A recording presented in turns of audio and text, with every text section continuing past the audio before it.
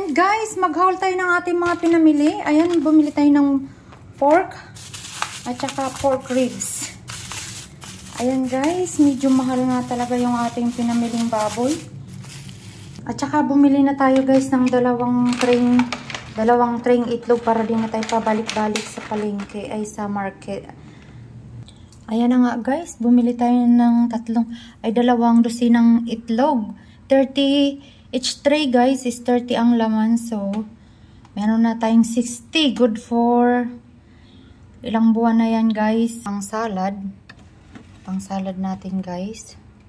Dalawa. Ano lang yan siya guys? Sale lang yan siya guys. Hindi sale. Bumili naman tayo ng paborito nating jackfruit. Hindi junk fruit, jackfruit. Yan. Bumili naman tayo ng prutas. Ang orange, panlagay natin yan sa lamesa. Broccoli lang yung binili ko at marami pa kaming gulay dyan sa... Bumili naman tayo ng oyster sauce at saka suka. Pangluto natin guys. Ang mantika natin guys. Yan naman. Bumili naman tayo ng sitaw at tayo ay magsasabaw. Sitaw tayo. Ayan guys, sinubukan kong bumili ng beef para naman ako makakain naman ng beef guys. Ito try ko yung beef.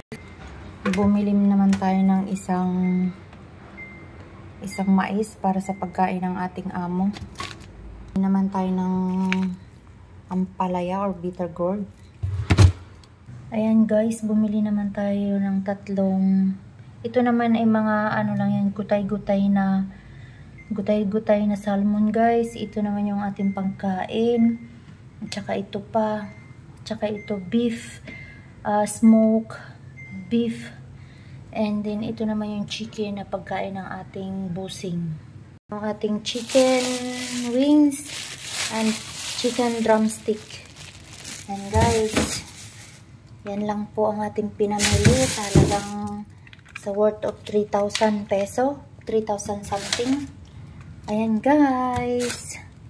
Ayan guys, punuan na yung ating ano. At saka yung ating ano dyan sa baba. Punuan siya guys. So, takot tayong magutom. At ayan, bumili pa tayo ng gusto ko itong sabawan guys, patula. At aluminum foil para pag sa pagluluto. At saka asin. At saka ito naman yung ninunguya-nguya ko habang nanonood ako ng TV. Ayan, roasted almonds.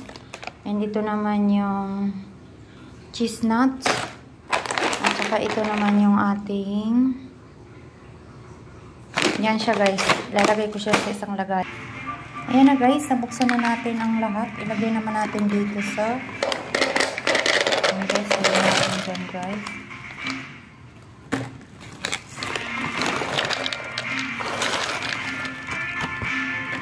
Sarap to.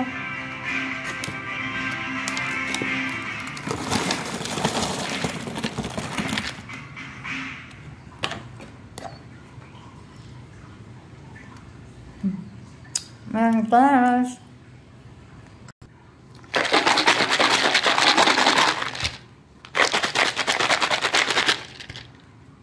Karon sab guys, mukhaon tanianing atong paborito.